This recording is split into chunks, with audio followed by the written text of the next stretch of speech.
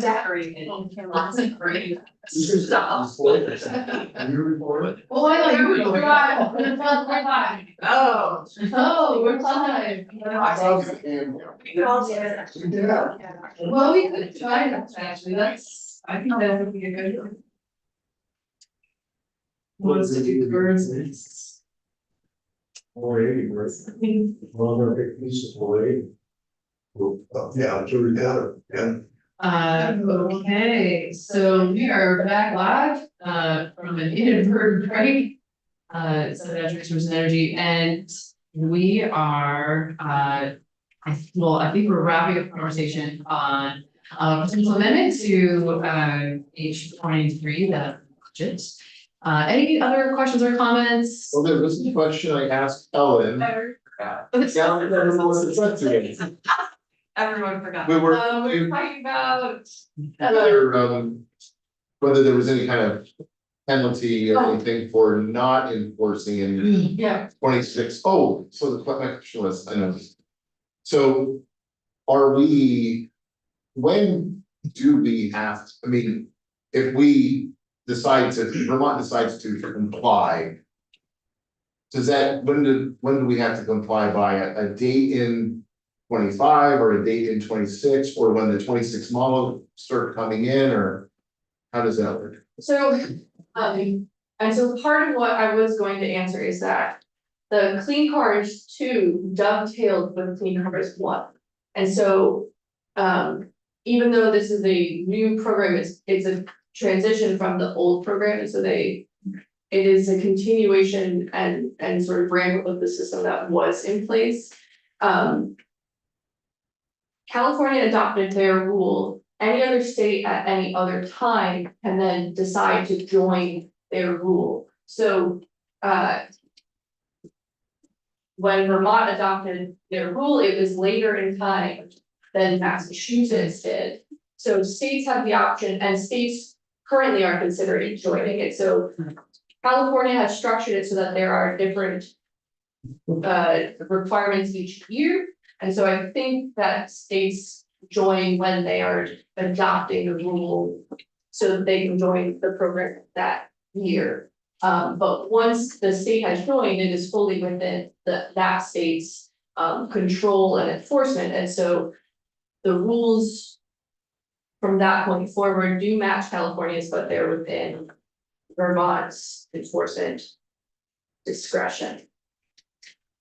But does that start when the 26 model, your cars start hitting the So dealer? for advanced clean trucks, the requirement starts on the manufacturers with 2026 model year. Okay. There are no specific requirements for consumers. This is a programming that the manufacturers supplying specific percentages of vehicles that are electric. So you mentioned the dovetailing of Clean Cars 1 with Clean Cars 2. So we're in Clean Cars 1 or 2 right I don't. Okay. I think we started to, but I don't know. I've only been researching this recently. Okay, well, thank you. Yeah. Any other questions? Okay, I do want to take a quick straw poll on this amendment.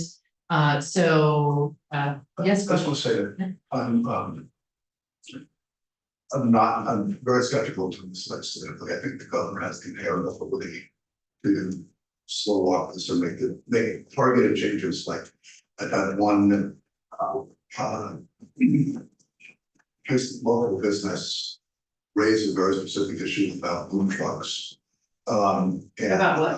Boom trucks and the inability to get, and so I think and I'm sympathetic to that, but it's also, I think doing this with something legislatively when the administration has an inherent authority to do it, targeted and so I just don't think we need to do this.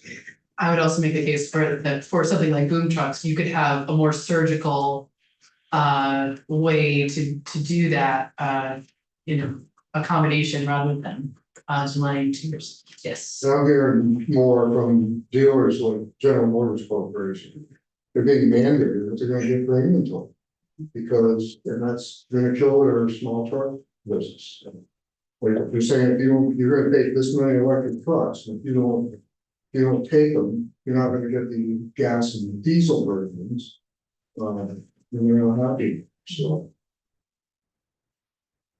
Okay, all right, so any other comments? Let's move. And you said boom trucks, I said blue trucks, and I was like, wow, it's high color. Red color. Okay, all right, so all in favor of the amendment, raise a hand. Okay, all opposed, okay, thank you, so it is 2 to 3 in favor, yes, and so we will, if it comes up, we will report that. And so we are, So it's not been a quick. yes, oh, yes, yes. Because I keep forgetting to do it. I've had my conversation with Brooke, Mhm. as a member of the Lure. Mhm. Of course, you might have sat through that.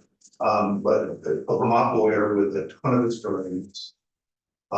Both in private practice, representing a combination of developers and, sometimes those who were not favored of something happening, but deep winds experience. And as I talked with VLS, Brad also has an advocacy in environmental science, but VLS. Wait, what is this person's name? I'm sorry. And this is for the blur, okay. So I just had a really nice conversation with her, for 3 years more of experience practicing law in Vermont. A lot of it in this arena, and what she talked about was just wanting to make the process work well. She probably said a word that, but she said, so really that simple and it was, Chair and I were on the interview committee in the first place, so. We met her. We met her, yeah. She was very impressive, so that's all. So I would set with the committee to get this on the floor. She actually, she would just like to get confirmed. And I think she was working on. Just working on, because I wasn't aware. Yeah, It was a surprise. yeah. So we'll take a vote on that in a little bit. Yeah. Why don't we do that? Then Yeah, we want to go right. I have forgotten to do it for like 3 months, so I thought. It's okay. So, It's fine. All right, so we are now looking at S110. And to start us off, Senator Williams, would you like to just give us a brief overview of what this bill does? That's not able to short on time, so we'll be brief, but. Bill proposes to repeal the Affordable Heat Act, repeal the citizen suit provision of the Global Warming Solutions Act, and change the state greenhouse gas reduction requirements in buildings. It would also change the renewable energy standard to clean energy standard. So, Section 1 repeal, that's the repeal of Affordable Heat Act. And I only have one question here. It says, this section is to read Vermont shall reduce, was struck out and replaced by achieve net zero emissions of greenhouse gas from within Vermont's boundaries before January 1st, 2035. Vermont shall continue to implement the policies of the 2016 Paris Agreement and remain at net zero in the future. Under the definitions, section 3 amends the Climate Council and its makeup, and basically I'm gonna not get into the details of this, but what I attempted to do with this bill was to get more elected officials on the Climate Council, and also the Secretary of Natural Resources instead of the administration shall be the or their designee shall serve as the chair of the council.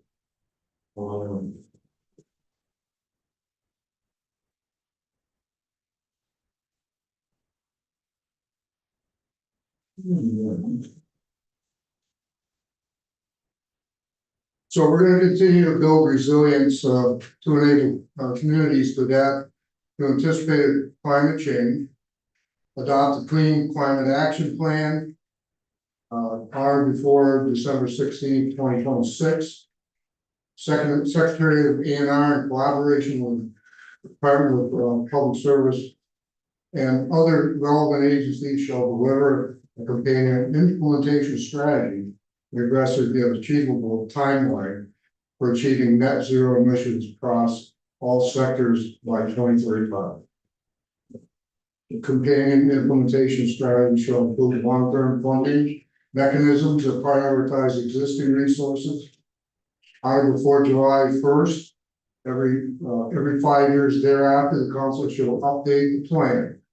Council shall finalize, this is the new council, shall finalize its recommendations on before 1 January of the year that the plan is due. The plan shall recommend, not mandate, the specific affordable and practicable initiatives, programs, and strategies that the state will consider implementing to meet the net zero reductions. Achieve the state's 2035 reduction target pursuant to section 578 of this title, and provide guidance to the Secretary of A&R concerning the form, content, and subject matter of rules recommended pursuant to section 503 of this chapter. And the Secretary of A&R will natural resources shall consider the adoption of rules, this is section 6.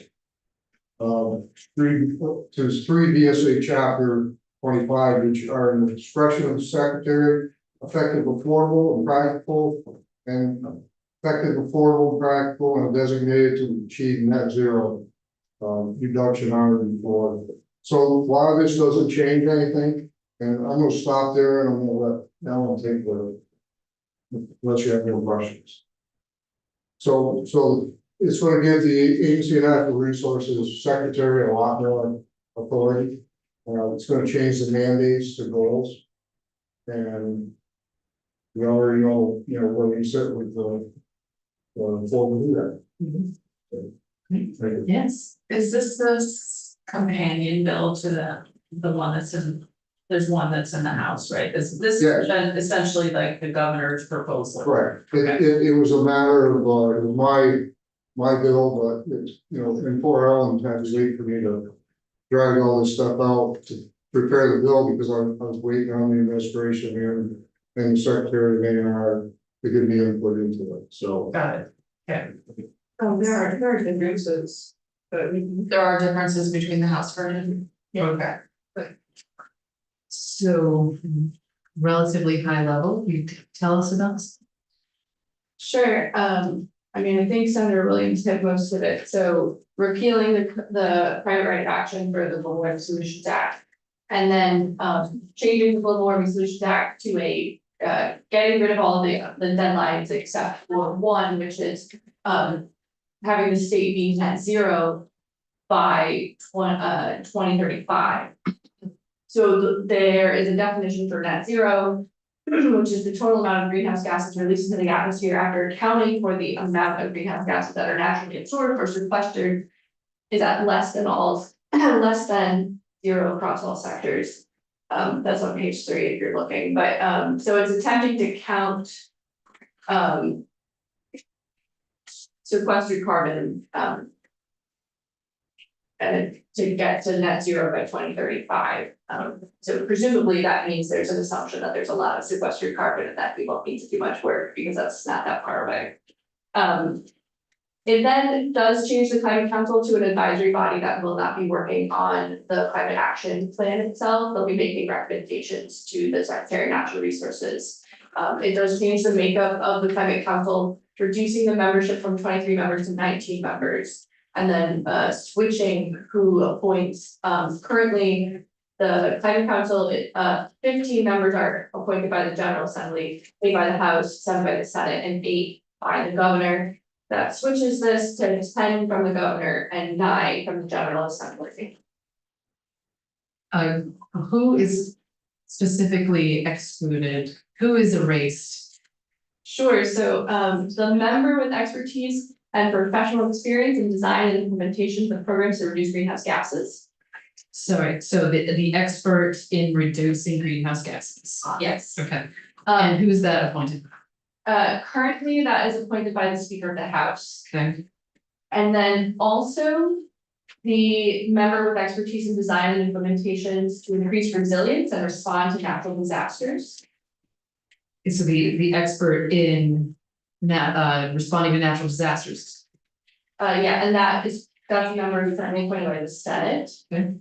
And then the member from a Vermont-based organization with expertise in energy and data analysis. Oh, the expert in, sorry, can you say that one more time? Data analysis, Data analysis, energy and data analysis. energy and data analysis. Let's go. How, Yes, go ahead. how would the General Assembly have to appoint these people? So that's a great question. I don't know. So we don't, so there's a bunch of details in here that you would need to flesh out if you're gonna work on. So currently it's structured that the Speaker of the House makes appointment. Or the committee on committees, which is how the General Assembly works generally. This is just saying that the General Assembly in general will make appointments.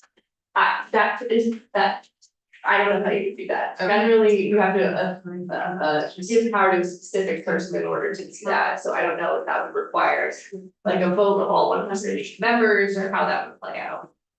Got it. Okay. Okay. And then also the member with expertise in climate change science is eliminated. So I will also say that in place of those four, so it's going down, but also they're in their place, the state climatologist is a member of the climate council. Okay. So it gets rid of though all the tasks that the climate council currently does in data analysis and making evaluations on data. And it moves those to what the secretary would be doing in developing the climate action plan. So Does not add any staff to do that. I don't think so. So it transfers those duties to the secretary, updating the climate action plan moving forward with the climate council providing recommendations. And so the secretary will also deliver a companion implementation strategy and an aggressive yet achievable timeline for achieving net zero emissions. What page are you on? So that is on page 7. Okay. That language. So then there's some conforming changes, referencing that the Secretary of Natural Resources is taking over the climate action plan. I am going very fast. That's fine. So then there is a change to the rulemaking authority for the Global Warming Solutions Act.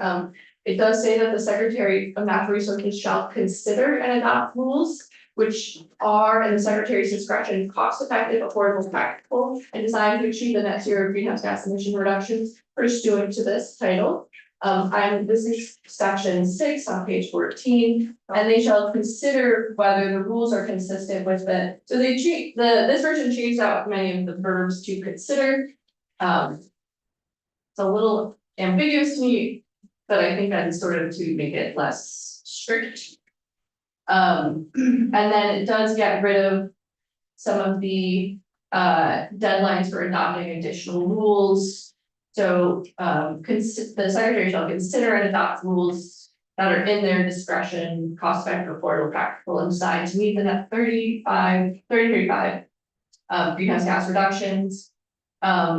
But then it gets rid of the requirement to update or adopt rules between 2026 and 2030 and between 2040 and 2050. So there's a rulemaking by 2027, and there's one in 2040.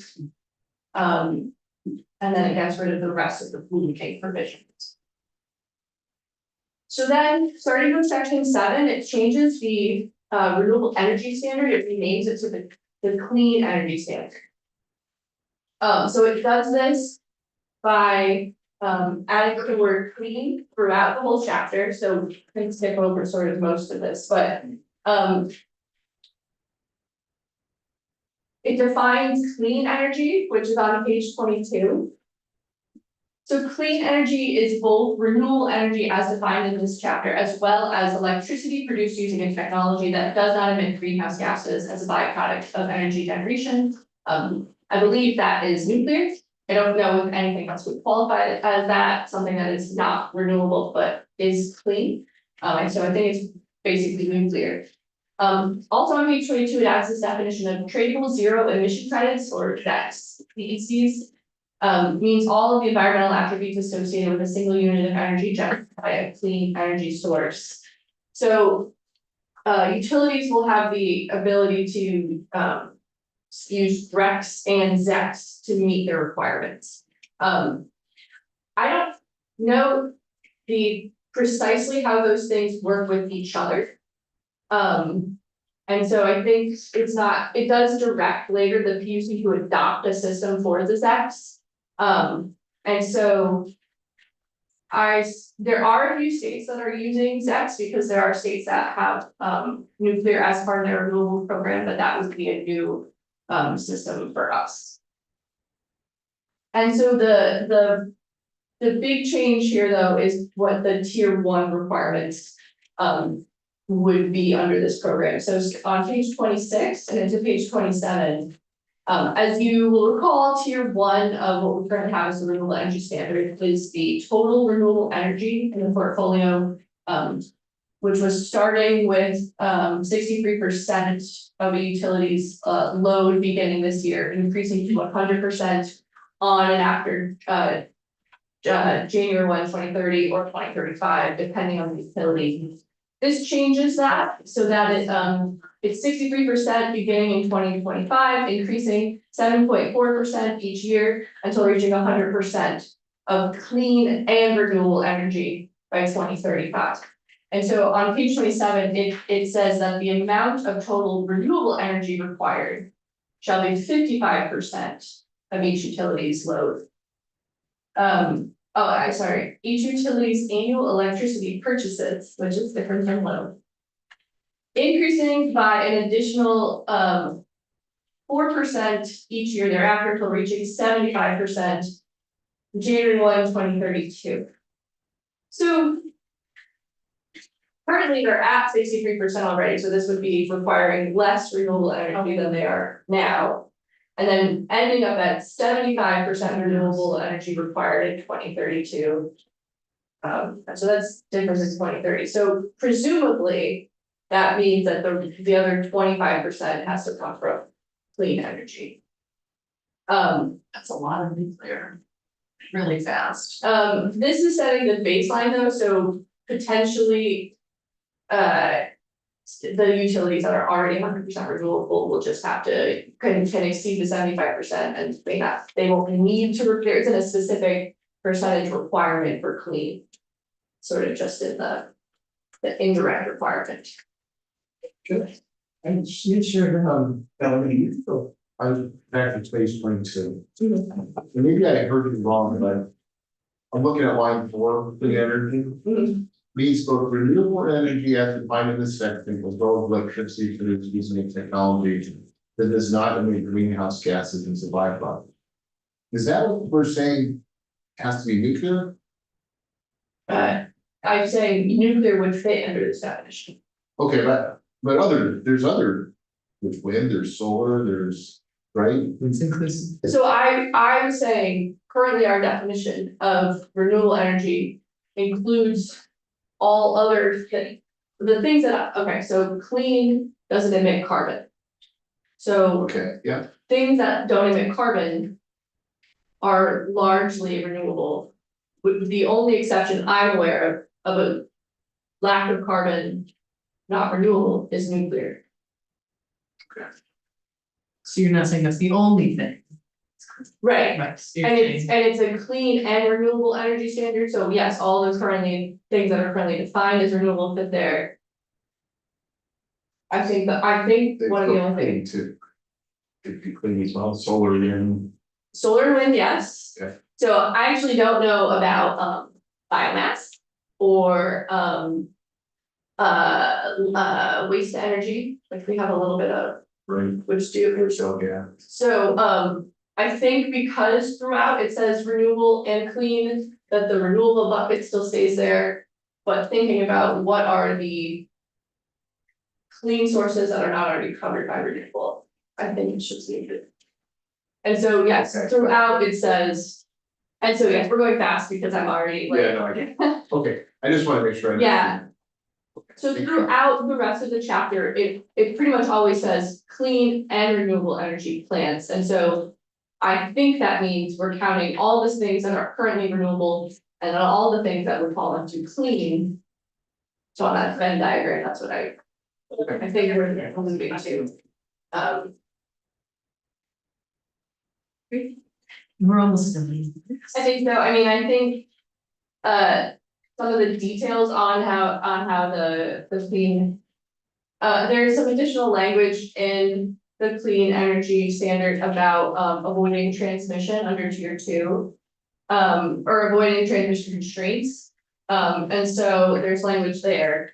I don't know if you want me to walk through all of it, but then there's also, the last section is the Renewable Energy for Communities program. I can't remember if you had TJ4 come in and. We talked to some of them. Okay, yeah, so that is the language that was proposed from the Act 179 report, so that's the last section. And then the other, language in here. Mostly is amending, changing the references to res, to the CES. But there is this language under tier 2, which starts at the bottom of page 27. And so tier 2, as you will recall, is the distributed renewable energy generation tier, which is small, medium, local. A lot of it is net metering, but doesn't have to be. So procurements by utilities and programs that support meeting the requirements of tier 2 shall avoid development of new facilities in generation constrained areas of the distribution or transmission system. That would not need to be expanded but for the addition of the additional generation. Unless costs associated with the development of those generation constrained areas are not passed through to ratepayers through costs to the utilities to purchase. So, this is saying that the utility can't construct additional facilities if they're going to be constraining the grid unless they don't pass those costs on to ratepayers.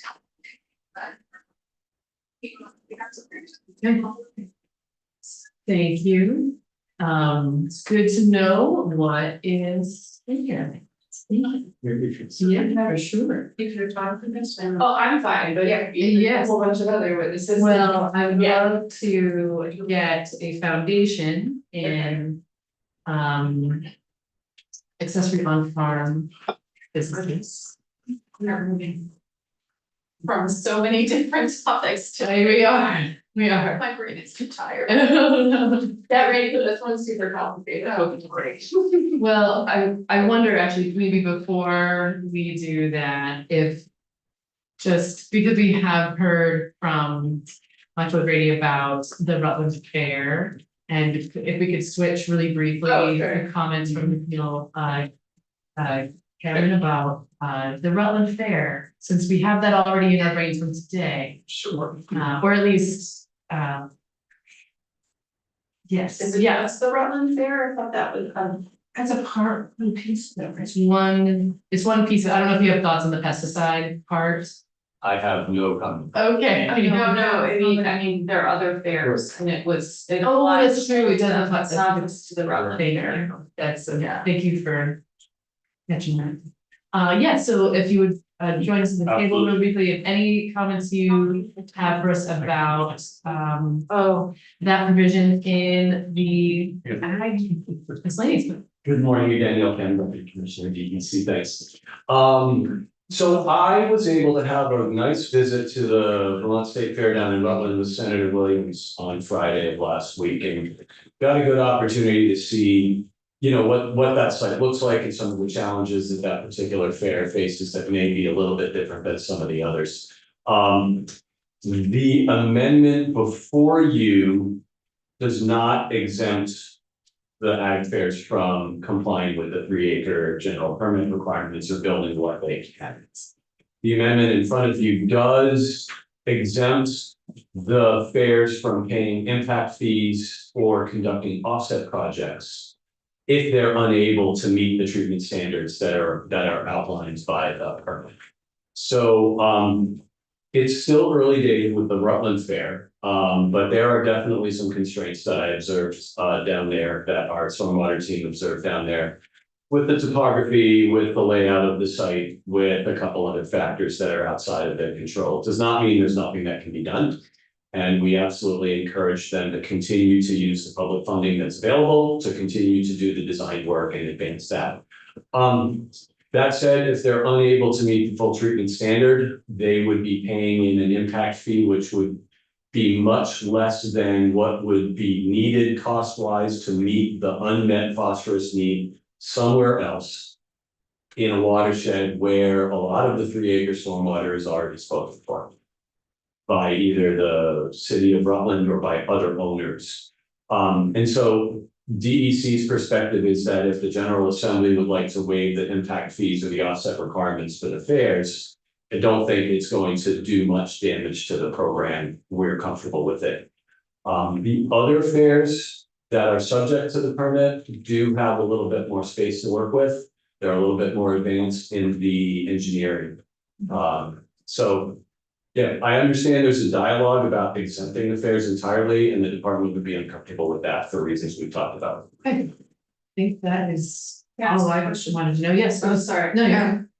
I meant to ask Mike O'Grady about this, but on the draft, it uses the term impact fees, and we changed Right. that in our draft to special assessments fees or something. Yep.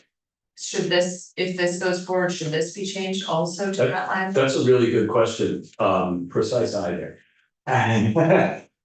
No, that No? language Okay. should stay, because in the permit now, the concept of impact fees applies when you can't meet the treatment standard, and you would pay in that impact fee. That language won't necessarily change under the full bill as it goes through 481. The fees that a utility or a municipality might charge to owners wouldn't be called an impact fee. That's what we changed this, Yeah. they are different types of fees, okay. Correct. Great. Thank you so much. That was Okay. short to the point. You have an interesting agenda today. Yes, we do. And we also have Mr. Dwinnell here with us from AAFM. Welcome. You want to give us some thoughts about the Ag Department's perspective on pesticides? Yes, okay, yeah, so for the record, Steve Dwinell, Director of the Public Health and Agricultural Resource Management Division for the Agency of Agriculture, Foods and Markets. And I understand you have questions about the amendment to We just want to know your feelings on the language. Are you comfortable? yes. Okay, that's great. Great, done. Amazing. Yeah. Well, I know we don't have that much time, but I asked when we went through the language with our drafting attorney. Right. Sort of what is driving the increase and the pressures on with the pesticide, The cost of disposal. disposal just in general, is it more people using pesticides, more people disposing? Well, the solid waste management entities can talk about what's driving their increase in costs, but I mean, I think it's just because of cost increase across the board for all kinds of things, and disposal of pesticides is particularly difficult because they have to be handled very carefully. They're hazardous materials, they're toxic, and so the folks who collect those materials and manage them charge pretty sizable fee for doing that, and then I guess half on the solid waste management. Okay, so what is the agency doing for? So under chapter 81, we have a provision, so section 929, I think, that we're to use funds to defray the cost of disposing of those pesticides, but the amount we've been providing hasn't been enough. We've been providing several years, $70,000 a year, then we've got to $144,000. But if you talk to the solid waste management entities, their costs are substantially higher than that. And this is disposal of residential use pesticides, right? Well, Farm use, or those have a different sort of mechanism. right, they contribute, or they take their pesticides to solid waste facilities, and they are considered very small quantity generators. And a lot of the management entities will charge a fee for those to be disposed of. From farmers, For farmers. okay, Or businesses. or businesses, okay. And so the agency itself doesn't deal with any kind of disposal. We don't, we just provide fees or some funding to the districts. Okay, We don't dispose of them ourselves. okay, But I think one of the questions you might have is, has there been an increase in pesticide use? I don't think that's true. I think it's just costs overall have continued to increase over time. And the companies that provide the service have increased what they charge. the companies that provide the service for disposing them, Yeah, and what about manufacturers, do they have to pay to, manufacturers pay a registration. okay, And the proposal that's on the table is from the manufacturers to increase what they're paying, they'll pay. I see, okay, Yeah, so they've taken the step of recognizing the issue, recognizing the problem, and, propose to increase what they pay mhm. to the state, which then we can turn around and reimburse them. Okay, so when somebody goes to their solid waste management district to drop off Right. they don't pay a fee, They don't. it's the manufacturers that are supposed to be paying for it, Right, okay, right, that's the way it's like. uh-huh. Thank you. So the report on how to pay for it isn't the answer to have manufacturers pay more? I think that's, will be the answer, the question is how, what's the mechanism? And again, so the solid waste management entities have been working on, I believe there's an already a law regarding the standard producer responsibility organizations for a whole range of materials.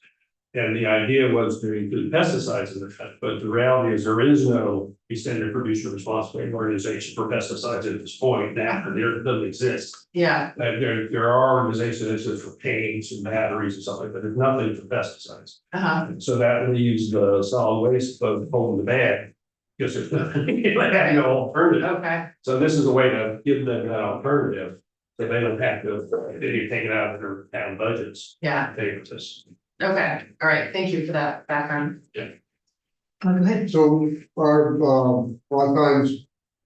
At our local transfer station, we'll have, 2 days a year, I think, we'll Right. take them. Right. If it's, my case, I found a lot of chemicals that I don't know what they are, Right. they won't take it. So is that kind of adding to the cost, where do they, if they take them, will that add to the cost, or? Yeah, I don't want to get, I really should have the solid waste management folks talk about their processes. Okay. I don't think be getting into areas on time. Yeah.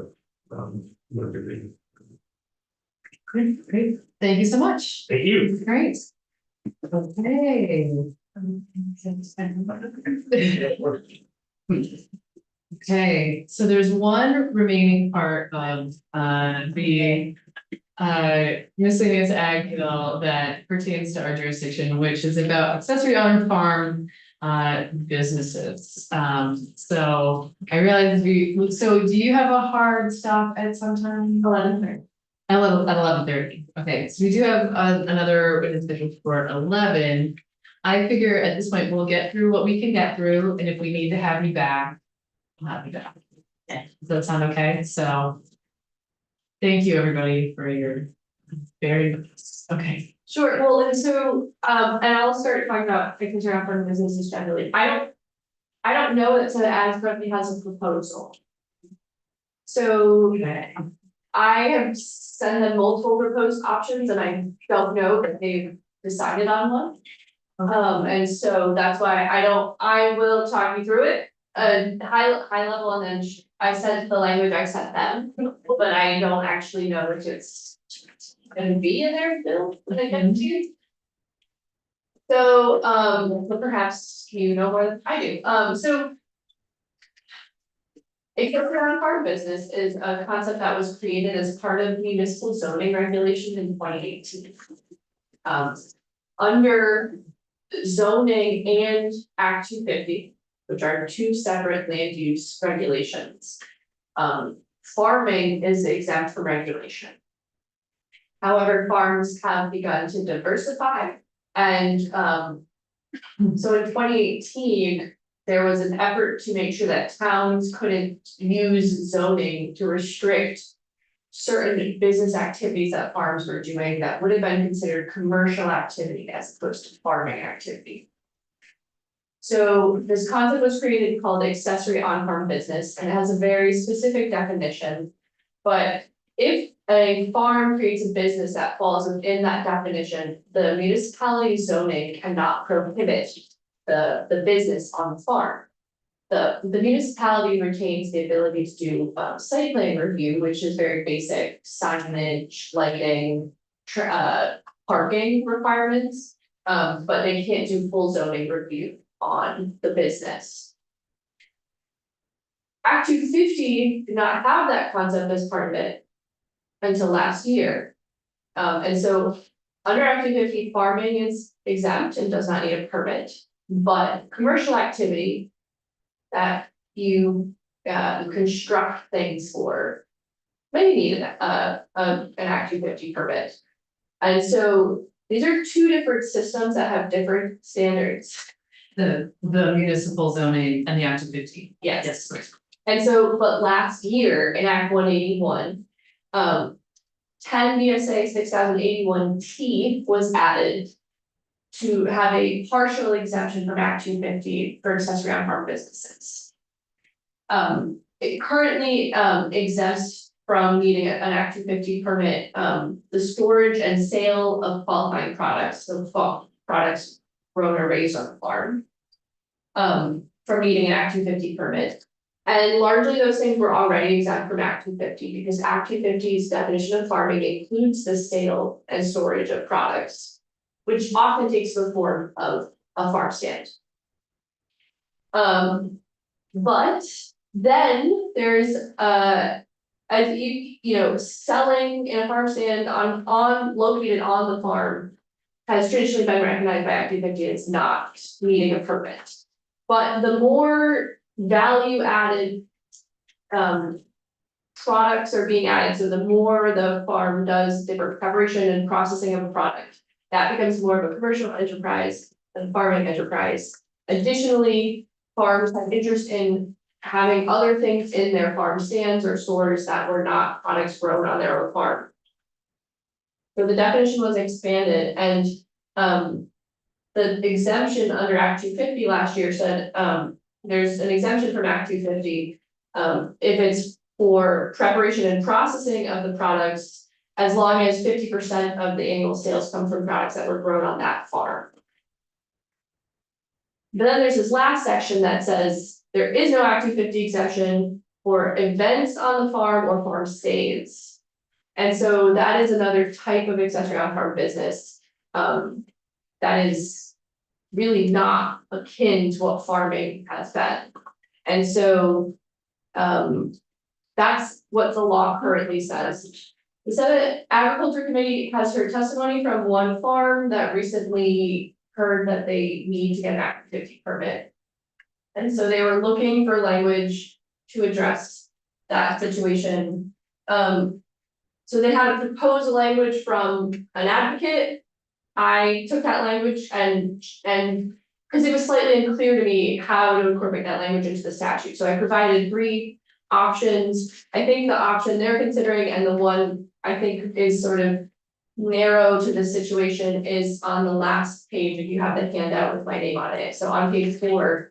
So there is no exemption from Act 250 except that no permit or permit amendment is required for construction of improvements or hosting events. If the structure is used for the event is primarily used for farming, and this can be new or existing structures. The conversation, and if you look at the other proposed language that's in this document, under the definition, under the municipal zoning regulations, there's a concept called farming structures, which is a structure primarily used for farming, and municipalities can't regulate that. But Act 250 doesn't have that standard. If something is either for farming or for commercial activity, and when you start doing a commercial activity and something that is used for a farming structure, previously, you will probably need an Act 250 permit because there's that line between what is commercial and what is farming. And so this is introducing the concept of, well, if it's primarily used for farming, but sometimes used for events, you don't need a permit. They are considering other variations, but this is what I was discussing with them on Tuesday. Yes. So would this be like a barn that's also used for a wedding or something like that? Oh, let's not say wedding. Yeah, yes. Sorry, trigger word. Well, I had concern because I heard testimony that they think this was never contemplated before, but every year I do an accessory on farm business, a proposed amendment because wedding barns are a thing in Vermont. And so a lot of them most of them have Act 250 permits because that is a commercial enterprise, not farming. Exactly, yeah. But this language here, one of the potential issues is that event is not defined. It is defined in the municipal, and there's a cross reference to the municipal zoning chapter, and it does say, it has to be for an educational, social, or recreational purpose. That has a connection to farming that either features the agricultural practices or the products from the farm. And so I do think that would continue, but it still could be more narrowly tailored, because I do think just saying events is a little bit broad. It's obviously the committee's purview, and this is very much a policy decision, but this is not a new issue. It comes up literally every year. At various times, we've had heated debates about weddings. But there's also the idea about farm stays, which for someone who's to stay on the farm, and so there are different types of events. The event issue here was concerts being hosted in a barn. Yes, go ahead. Is agritourism a definition in the statute? No. It's No. So, I mean, in my mind, this gets at this question of what is farming. And because there's been this bright line between farming activities and Act 250 or even municipal zoning. And so where does that line get drawn? And that, I feel like this is that place where it's right up against the line, and where do you want to swing that line, and what are the implications of swinging the line further one way or the other, which is why it's complicated, because I can let others say this, but there are risks if you move the line too far in one direction or the other. But separate from that,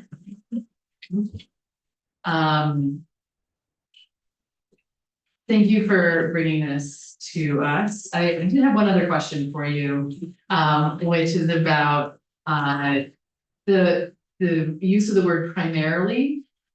Because I think, in current law, we say, the idea of something to be primarily farming, it's defined here really as like 50% of the total sales has to come from the products produced on the farm. And so when we talk about the primary use of a structure, that like 50%, more than 50% of the year it must be used as this for farming activities. Yes, I think that is a question, because that would be introducing sort of a new word here for Act 250. But yeah, mostly, I think you could be more specific if you wanted to be, but that was the phrase that was posed by the advocates. But I think you could depending on how narrow you want it to be, you could be more specific so that it wasn't ambiguous. Right, thank you for that quick overview.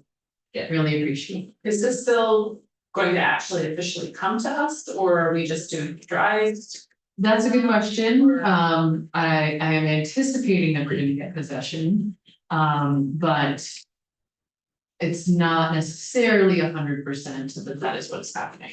But that's the understanding. Got it. Yeah. Okay. So we're gonna log that back in our thinking. If you have questions or concerns about that, we'll have more opportunity to talk about it. I'm gonna switch now. Let's see. Yes, well, John, what I'm hoping to do is switch to so we have some other witnesses here. And so I'd like to switch to talking about S32. And we have a whole hour dedicated to this. And if there is time at the end, if we can. Sure. And if not, then we'll schedule you for another time. Yes, I'd come back and, no one said I'd like to come back. It's up Yeah. to you, so, but go ahead. Understood. Okay, so we are going to take up S32 and so we don't have legislative counsel to walk us through, but we'll Yeah. do that officially another time. But Senator Hardy. Thank you, Madam Chair. So S32 is a bill that most of us have signed on to, and what it would do is amend the statutes about fishing licenses to allow a person with developmental disabilities who is a resident of Vermont to receive a free fishing license.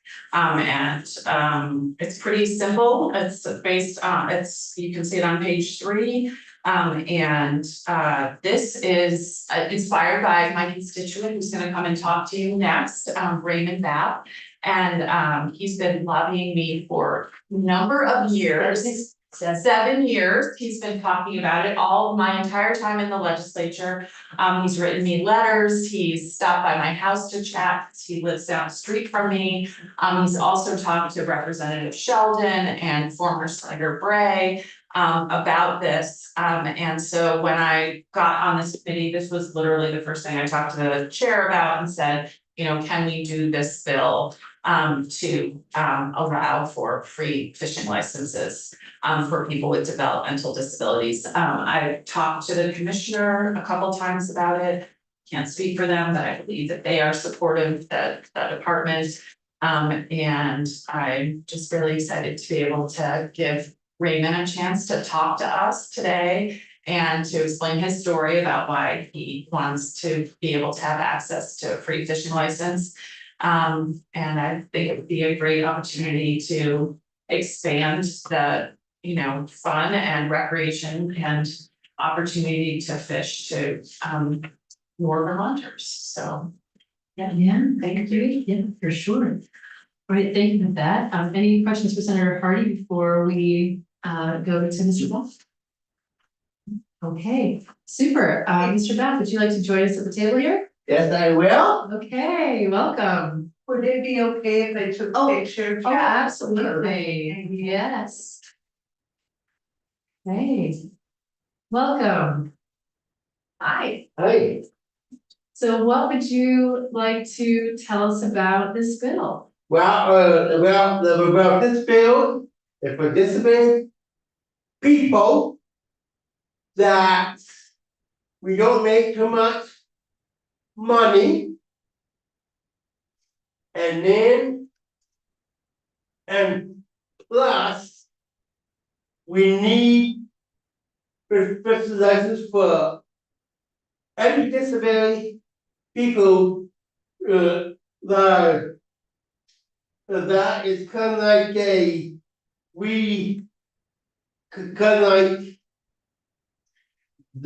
like have a free first license for life. So right for a person that's not That has disabilities. that have disabilities.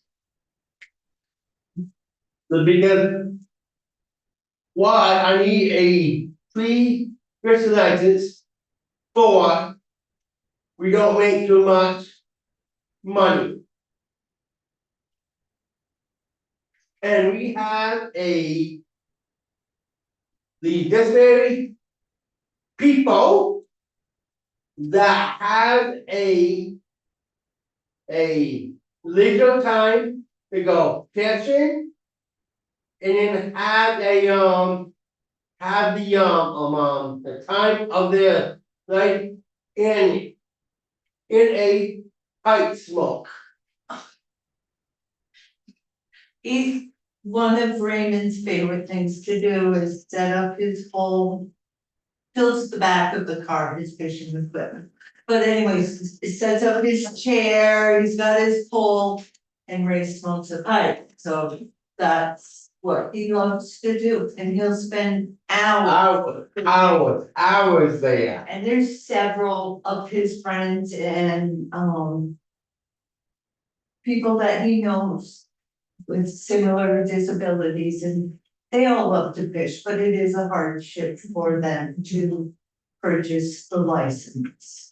Would you mind just introducing yourself? Oh, I'm sorry, I'm Linda Bushman and I'm Ray's home provider. Thank you. You're welcome. Super. Can I ask? Yes, yes. So Raymond, you and I live in East Middlebury. Yeah. And do you fish in the Middlebury River? Or where's your favorite place to go fishing? Anywhere. Anywhere. And except in the river, Except in the river. You don't like to fish in the river. because they got too many rocks. Too many rocks, okay. So do you fish in Lake Dunmore? Yeah, Lake Dunmore, okay, and Lake Champlain, yeah, okay. anywhere else, Kern Lake, Pearl Lake, and then I go to Westfit, Mm-hmm. I can fish down at Pearl Lake. Right down. I go down, I go Floyd and road places, and then I can go visit into my lawn. Down there. so he goes to respite every once in a while, and, the people that he goes to are half a mile from Fern Lake. So thanks, yeah, he'll go and spend the whole day. It's nice. Did you have a question? What's your favorite kind of fish? What do you like to fish? Catfish. Or a northern pike. Tell him about your northern life. You know how you cook a northern pike? I do. I wanna know how you. I want to, Yeah, Well, you open the belly up, and then you take everything out. And then you keep the head on. When the ice is white, the head of the boat goes straight out. Oh, okay. Okay. Yeah. Interesting. That's what, and then that's what, they are pretty bony. Yeah, that's funny. Yeah. Yeah, They're tasty, they are. yeah. We use them in fish chowder. Oh, Yeah. Chowder and then Yes. the bones come right out. Yeah, you know, I can't have no fun. No farm, yep. I can't. But you can have chowder without corn. yeah. Sorry with that part. Yeah, because I'm, Well, why don't you tell them about how your big fish that you got, remember? that was a huge fish. That was a, Well, go ahead. No, not quite that. that big, and then they have He weighed 8 pounds. 8 pounds of fish there. Wow. There you go. And it You know didn't what get game away. wardens? You know the game wardens? You do? They're good people, aren't they? Yeah, but I know when I is. When I used to live in East. Mayberry, Mhm. there was a game warden that you live in East Mayberry. He always told me.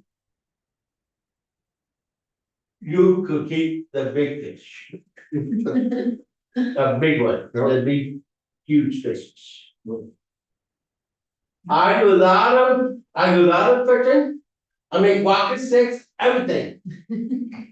I make a good walking sticks, I do. How long have you been fishing for? Some long time, Were you a boy? Did you go fishing as a boy? yeah, And Raymond's got a birthday coming up on the 7th, and he'll be 58, so 58. a long time. Long time. That's great. How delightful. Did you ever do any winter fishing? Yeah, Wow, okay, I it's fish. impressive. Yeah, yeah, he loves to go ice fishing. I got my own ice. Fishing equipment. Everything. That's, and that's why. And that's why I need that bill get passed. Because those things I like to do. Great. Yeah. Well, super. Well, thank you so much. Any other questions for Mr. Bat? Thanks for coming in. Yes, thank you. Thank you for the opportunity. Yeah, Thank for you so sure. much for coming with Well, us, sure. really, Thanks for coming. yeah. Got a picture of that fish, I want to see it. Yeah. I think we do, I think you're- you're continue to do. Yeah, yeah. Do you want me to take a picture of you? Sure, yes. I can wait so the whole committee doesn't have to. Where's the process? And with Linda. Yes, Linda, did you get any pictures? Okay, everybody has to look pay. Smile. Cheese. Thank you. Thank you. Thank you so much. I'll I'll go with you. Oh, thank you. Yeah, so we will take more testimony on this. Oh, did you have something to add? Quick vote on one. Oh, yes, we'll do Yes. rock single time. Oh, yeah. I'm good. I'm a yeah. Okay. Okay, thank Thanks you. for coming in. All right. Yeah. Thank you. Okay, Senator Hardy is, Yes. Yes, okay. okay, confirmation of governor's appointment to Alert, Elbrook, Nine. Senator Hardy will say yes, Senator Baumgart is. Senator Williams, Yes. Senator Bat, yes, Senator Watson. Yes. Great, thank you. We should send Raymond a birthday for, that's a committee. Oh, yeah. I'll read it. It's okay. Amazing. Yeah. Great. It'd be so good. Okay, so feeling a little bit more relaxed, I feel like we made it through a lot of things, so we're gonna jump back. You sure you want to? I think we should. So, Go back to fall. okay, do you, I mean, would folks, we have time, would folks like to take a quick break? Shit. Okay. That's fine, sure. Yeah. You're like everything. I'm happy, yeah, and I'm, yes, I mean, I guess I have to talk about this and I'm able to do so. Well, we can, we could actually wait. To do this, I would appreciate the extra time. No, I mean, I'm happy to give you some context, so if this does happen, because if it does happen, there's gonna be disagreement, so. Yeah, well, let's actually hold off. I know I was like, oh, let's do it, but I think it'd be best to get a little more information from AG as to what they're gonna do. And that way we're not speculating, and we'll have you back in Okay, if, depending on what moves forward. Does that sound okay? yeah, well, And you I know, could also use it. yeah, no, I don't. Yeah, as long as you know that there'll be disagreement and, Yeah. you know, and this kind of is frustrating, this comes up, like Alex said, at end of the year. You know that the session's almost over. Yeah. Because this issue pops up in the committee in their area, so. Anyway, so, but yes, I'll come back, Okay. and when, hopefully it'll be, never, so. Okay, I'm gonna do that, thank you. Thank you. So we're not, we're done, we're gonna be done for the day. So are we adjourning? Gotcha. So we